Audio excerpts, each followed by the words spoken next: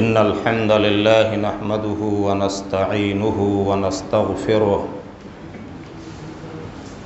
ونعوذ بالله من شرور أنفسنا ومن سيئات أعمالنا من يهده الله فلا مضل له ومن يضلل فلا هادي له وأشهد أن لا إله إلا الله وحده لا شريك له وأشهد أن محمدًا عبده ورسوله أما بعد فإن خير الحديث كتاب الله وخير الهدي هدي محمد صلى الله عليه وسلم وشر الأمور محدثاتها وكل محدثة بدعة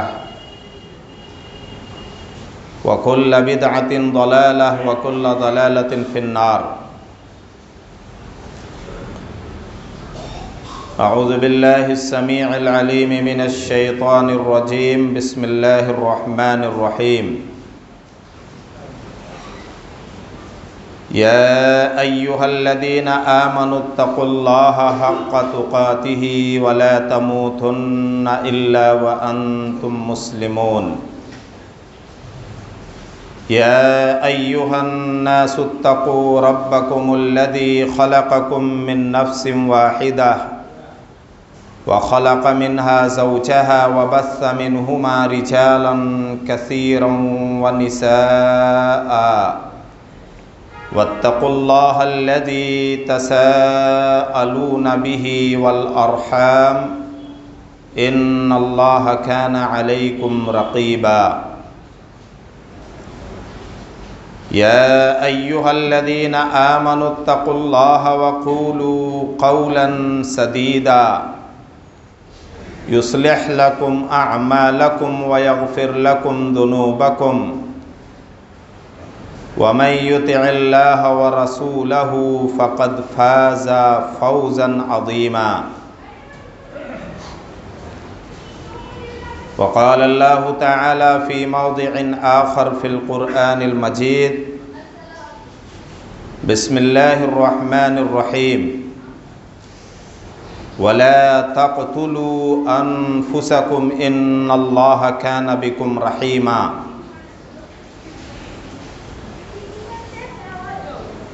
اپنے آپ کو قتل مت کرو کیونکہ اللہ تم پر بڑا مہربان ہے۔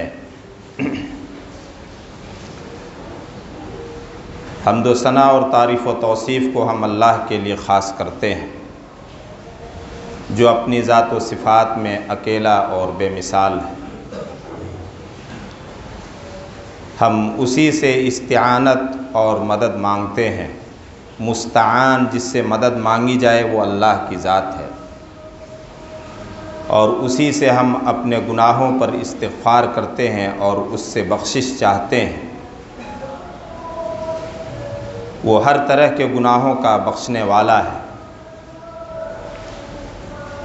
اور اپنے نفس اور اپنے سارے اعمال اور گناہوں کے شر سے اسی کی پناہ چاہتے ہیں۔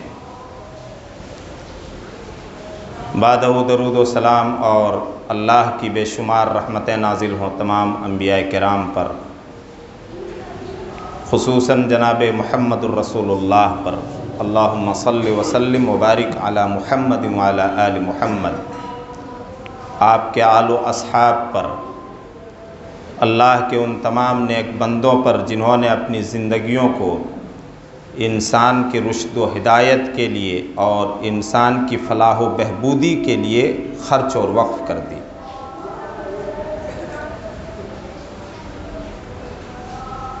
سورہ نساء کی ایک آیت کا آخری ٹکڑا خطبہ مسنونہ کے بعد مع ترجمہ پیش کیا گیا ہے۔ آپ نے ترجمے سے اندازہ لگایا ہوگا کہ ہمارا پورا وجود، ہماری پوری زندگی، جو کچھ ہمارے پاس ہے، وہ سب کے سب اللہ کی دی ہوئی امانتیں ہیں۔ ان امانتوں میں اسی طرح سے ہمیں خرچ کرنا ہے، تصرف کرنا ہے، جس طرح سے اللہ رب العالمین نے سکھایا ہے اور جس طرح سے اس نے حکم دیا ہے۔ جان بڑی پیاری چیز ہے، انسان کو سب سے زیادہ پیار جس چیز سے ہوتا ہے وہ اپنی جان سے ہے،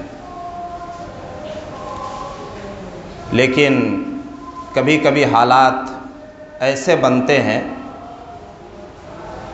زندگی ایسے مرحلے اور موڑ پر پہنچ جاتی ہے کہ انسان جینا نہیں چاہتا ہے، مرنا چاہتا ہے۔ تو کیا اسلام اس طرح سے مرنے کی اجازت دیتا ہے؟ آج کے خطبے میں انہی باتوں پر روشنی ڈالی جائے گی۔ آپ نے پس منظر اور بیک گراؤنڈ کا اندازہ لگا لیا ہوگا کہ احمد آباد میں ابھی ایک جواں سال لڑکی نے خودکشی کر کے، آتم ہتیا اور سوسائڈ کر کے اپنے آپ کو ہلاک کر لیا۔ سوشل میڈیا کو میٹیریل مل گیا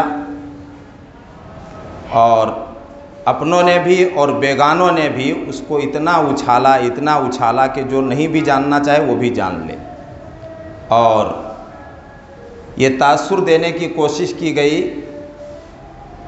کہ اسلام میں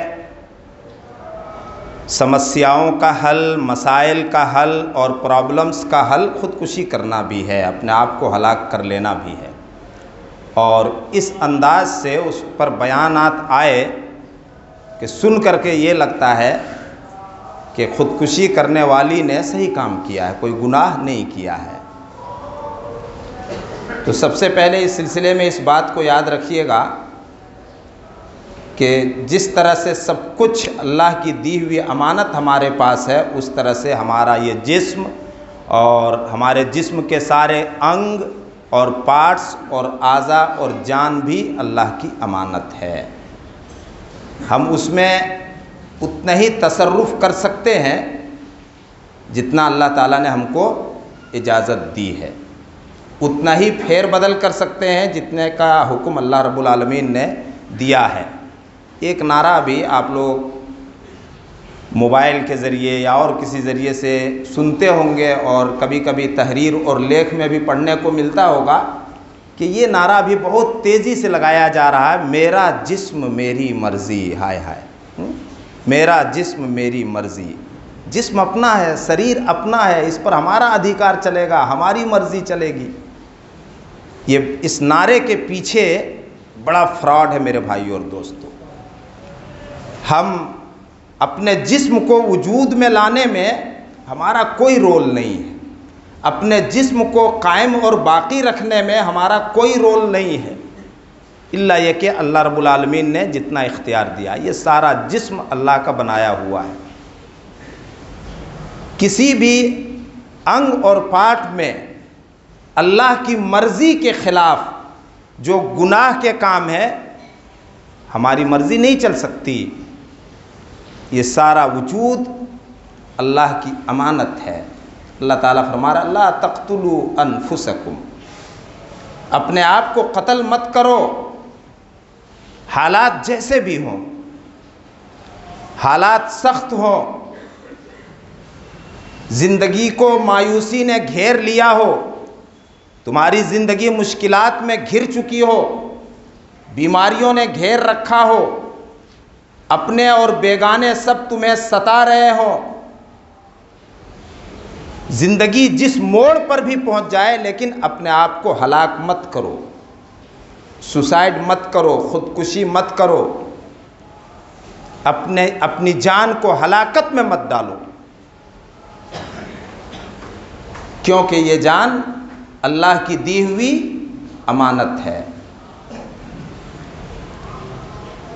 حالات اگر مشکل اور کٹھن ہیں تو اللہ رب العالمین کی طرف پلٹو، اللہ رب العالمین کی طرف رجوع کرو، وہ حالات کو بدلنے کی قدرت رکھتا ہے۔ الذین اذا اصابتهم مصیبۃ قالوا انا للہ وانا الیہ راجعون، اولئک علیہم صلوات من ربہم ورحمہ واولئک هم المہتدون۔ قرآن پڑھیں، مسلمانوں کا تعلق دین سے ہو، دین کی تعلیم سے ہو، مسجدوں سے ہو، مسجدوں میں جو قرآن کریم اور احادیث کا درس ہوتا ہے وہ سب سنیں، مرد بھی اور عورت بھی، تب تو زندگی گزارنے کی رہنمائی ملے گی۔ ہم نے اپنے آپ کو مسجدوں سے دور کر لیا ہے، قرآن و حدیث سے ہم نے دور کر لیا۔ ہم اب یہ تک نہیں جانتے ہیں کہ اللہ رب العالمین نے جو ہمیں زندگی دی ہے، اس زندگی کو ہمیں کیسے گزارنی ہے۔ مصیبت سے دوچار ہیں، پریشان ہیں، اپنوں سے بن نہیں رہی ہے، اپنوں نے بیگانوں سے بھی زیادہ برا سلوک کرنا شروع کر دیا ہے، تب بھی مایوس نہیں ہونا ہے۔ انا للہ و انا الیہ راجعون۔ ہم اور ہمارا سارا وجود اللہ کی ملکیت ہے، اللہ کی دی ہوئی امانت ہے، اور ہم سب کو لوٹ کر کے اسی کے پاس جانا ہے۔ جب بندہ یا بندی، ایک مسلمان مرد یا عورت اس طرح سے زندگی گزارتا ہے اور اس عقیدے کے ساتھ زندگی گزارتا ہے تو اللہ رب العالمین اعلان فرماتا ہے اولئک علیہم صلوات من ربہم ورحمہ، یہی وہ ایمان والے مرد اور عورتیں ہیں جن کے لیے ان کے رب کی نوازشیں، مہربانیاں، بخششیں ہیں، اور ان کے رب کی رحمتیں ہیں، اور ان کے رب کی مہربانیاں ایسے لوگوں کے لیے وہ حالات کو بدل دیتا ہے۔ وَأُولَئِكَ هُمُ الْمُهْتَدُونَ۔ اور اللہ جس راستے پر اپنے بندوں کو دیکھنا چاہتا ہے، ہدایت کے راستے پر، یہی لوگ ہیں جو اس طرح سے مصیبت کے وقت صبر و سحار کے ساتھ، برداشت کے ساتھ زندگی گزارتے ہیں۔ عجباً لِأَمْرِ الْمُؤْمِنِ، اللہ کے نبی نے فرمایا مومن کا معاملہ بڑا عجیب و غریب ہے۔ وَإِنَّ أَمْرَهُ كُلَّهُ لَهُ خَيْرٌ، اس کی ہر حالت میں، ہر کنڈیشن میں اس کے لیے خیر ہی خیر اور اس کے لیے بھلائی ہی بھلائی ہے۔ وَلَيْسَ لَهُ لِأَحَدٍ إِلَّا لِلْمُؤْمِنِ، اور یہ صورتحال سوائے مسلم مرد و عورت کے اور کسی کو حاصل نہیں ہوتی ہے۔ یہ صورتحال کہ ہر حالت میں ہمیں خیر ملے، بھلائی ملے، بہتری ملے، مال و دولت سے، حکومت و اقتدار سے ہم پیدا نہیں کر سکتے۔ اس کے بعد اللہ کے نبی نے فرمایا ان اصابتہ سراء شکر، اگر خوشحالی کی زندگی ہے، میل محبت کی زندگی ہے، اللہ رب العالمین نے مالی کشادگی دے رکھی ہے، تجارت و دھندے میں برکت ہے، مزدوری میں برکت ہے، سماج اور معاشرے اور بستی میں عزت ملی ہوئی ہے، شکر، وہ شکر گزار ہوتا ہے، نمازوں کی پابندی ہر حال میں کرتا ہے، اور یہ سوچتا ہے کہ جو کچھ ہمیں ملا ہے رب کائنات کی مہربانی سے اور اس کے فضل و احسان سے ملا ہے۔ وَذَلِكَ لَهُ خَيْرٌ، ایسا اگر وہ کرتا ہے یا کرتی ہے کوئی مسلم عورت تو اس میں اس کے لیے خیر اور بھلائی ہے۔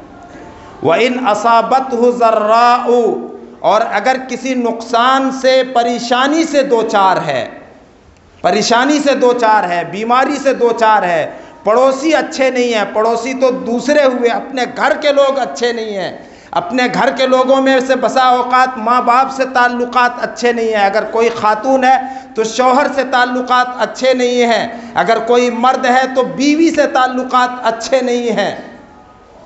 انسان کی زندگی میں ایسے مرحلے آتے ہیں، لیکن وہ مایوس نہیں ہوتا ہے، وہ بگاڑ کو بنانے کی کوشش کرتا ہے، صبر و سحار اور برداشت کے ساتھ، تو پھر وہ صبر کرتا ہے، برداشت کرتا ہے۔ وَذَلِكَ لَهُ خَيْرٌ، اور صبر میں بھی اس کے لیے بہتری ہے، صبر میں بھی اس کے لیے بہتری ہے۔ جو آدمی حالات سے گھبرا کر کے، مصیبتوں سے پریشان ہو کر کے اپنی جان کھو دیتے ہیں، وہ اللہ کی امانت میں اتنی بڑی خیانت کرتے ہیں. نبی اکرم صلی اللہ علیہ وسلم نے فرمایا من قتل نفسہ فی الدنیا بشیء عذب بہ یوم القیامہ، جس نے اپنے آپ کو ہلاک کر لیا، مار ڈالا دنیا میں کسی بھی چیز کے ذریعے، کل قیامت کے دن اسی چیز سے اس کو عذاب دیا جائے گا. اس کے بعد اللہ کے نبی صلی اللہ علیہ وسلم نے دوسری حدیث میں کچھ زیادہ تفصیل بیان فرمائی.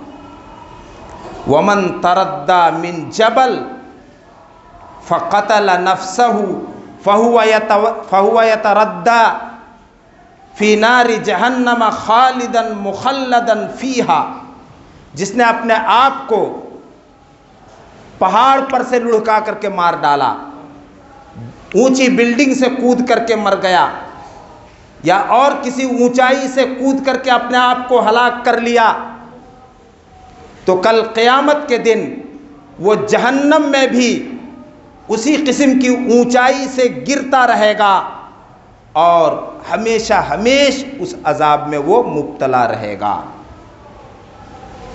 ومن قتل نفسہ بسم فسمہ فی یدہ، اور جس نے زہر پی کر کے اپنے آپ کو ہلاک کر لیا، زہر پی لیا کہ مرنا بہت آسان ہے، زہر کے ذریعے زہر پی لیا جائے، حالات بڑے مشکل اور کٹھن ہو گئے، تو کل قیامت کے دن وہ اس حال میں اٹھے گا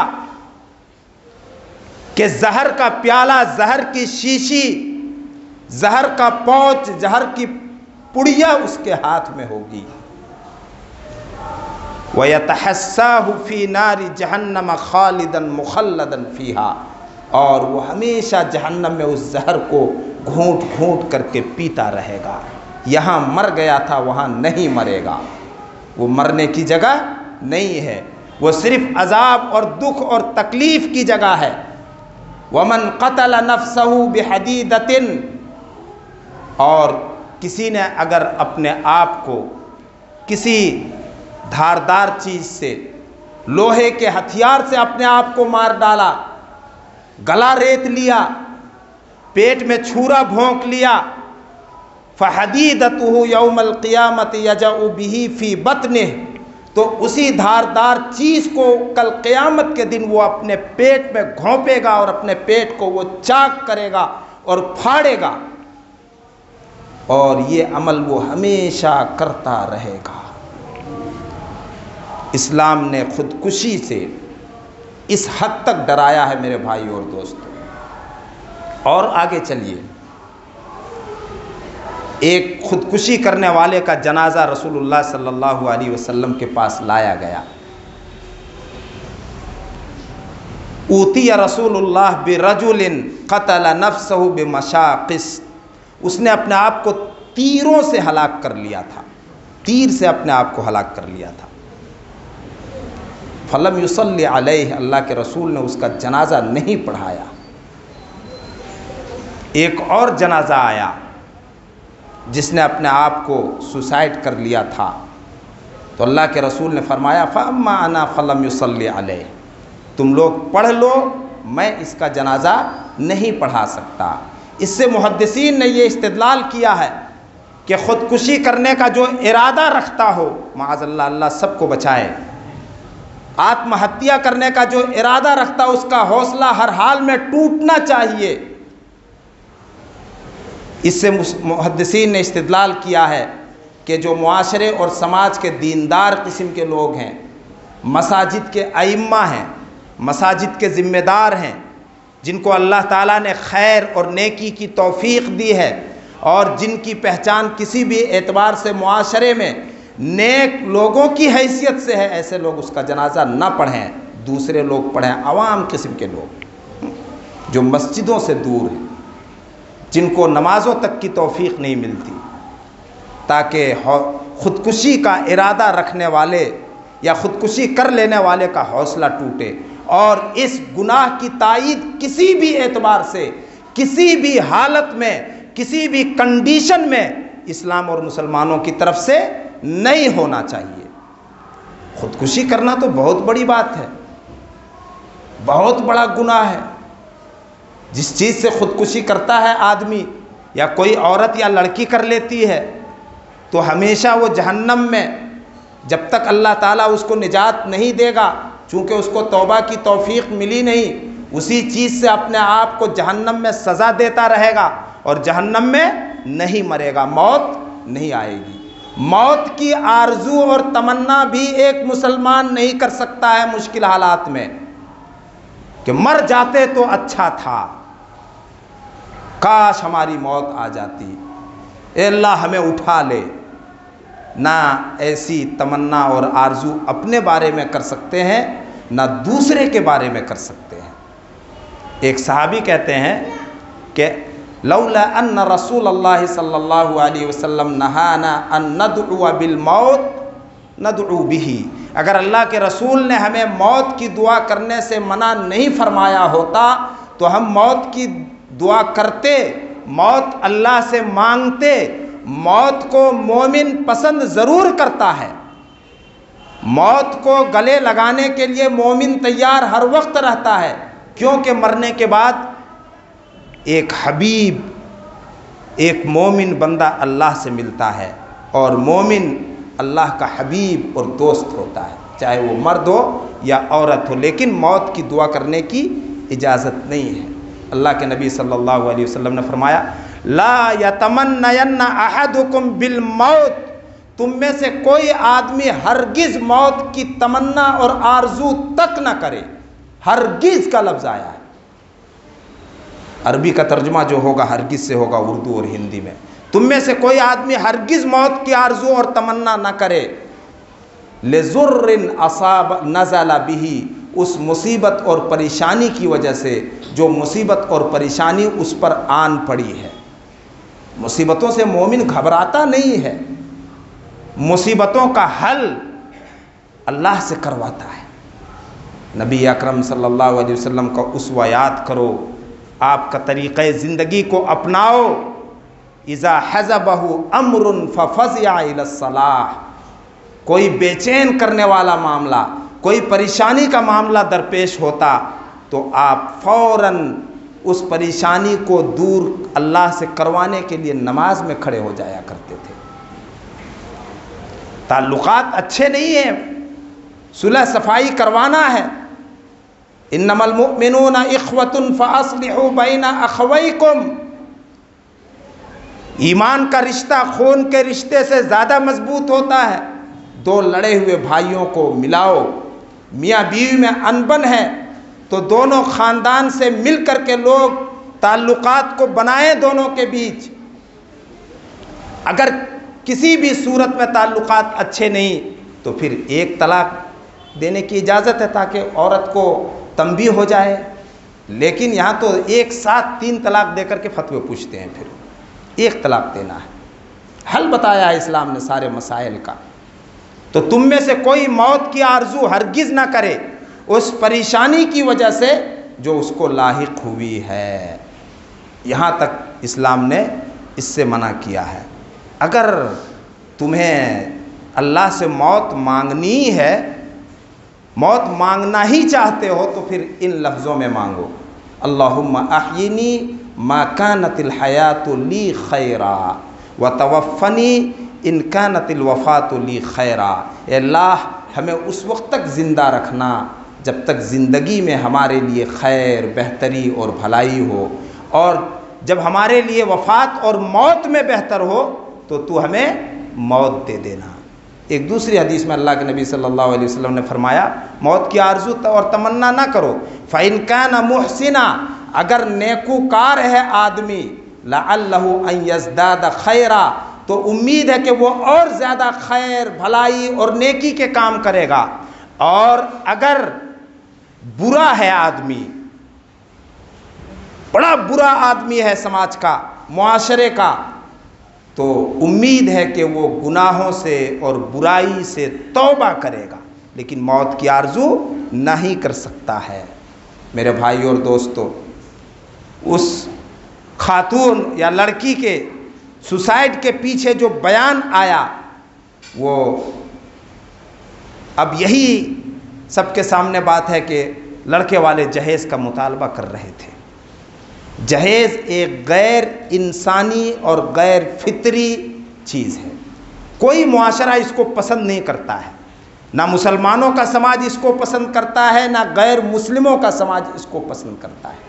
کاش مسلمان جہیز کے بجائے اپنی بیٹیوں کو ترکہ میں اور مال و اسباب میں، زمین جائیداد میں حصہ دیتے، جس کو اللہ تعالیٰ نے فرض کیا ہے۔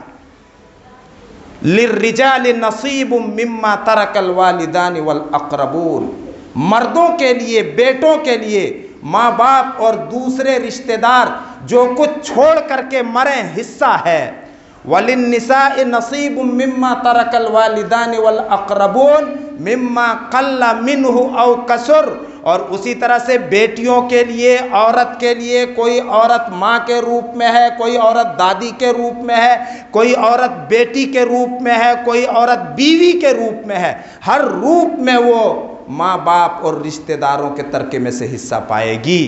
مما قل منہ او کثر، چاہے مال تھوڑا ہو یا زیادہ ہو۔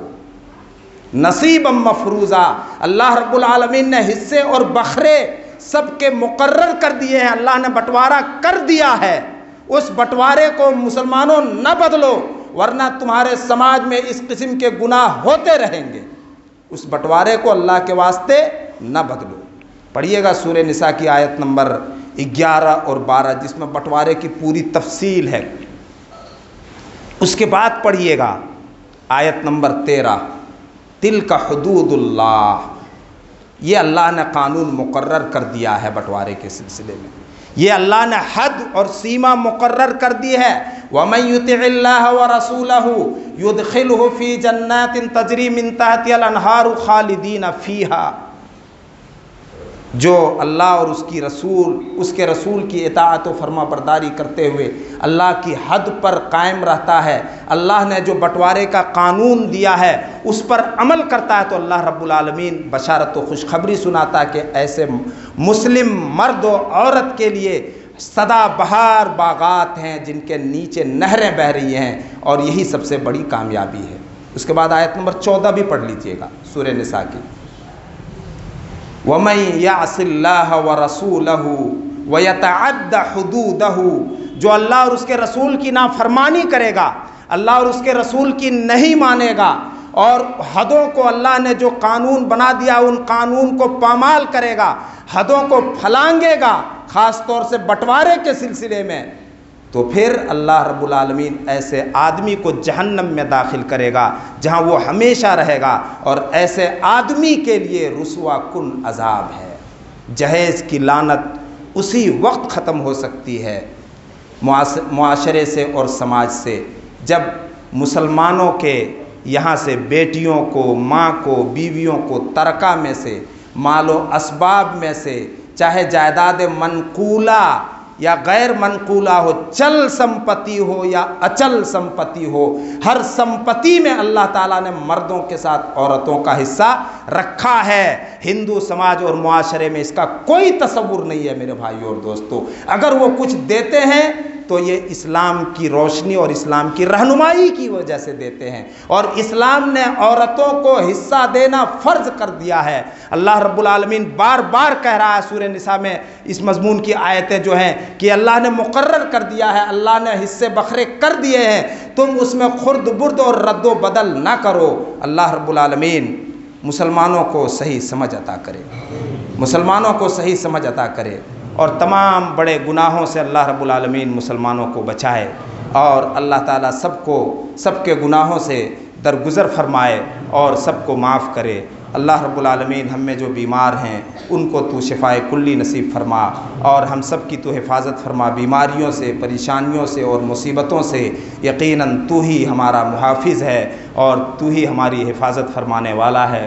بارک اللہ لنا ولکم فی القرآن الحکیم ونفعنا وإیاکم بالآیات وذکر الحکیم، انہ تعالی جواد کریم ملک بالرؤوف الرحیم۔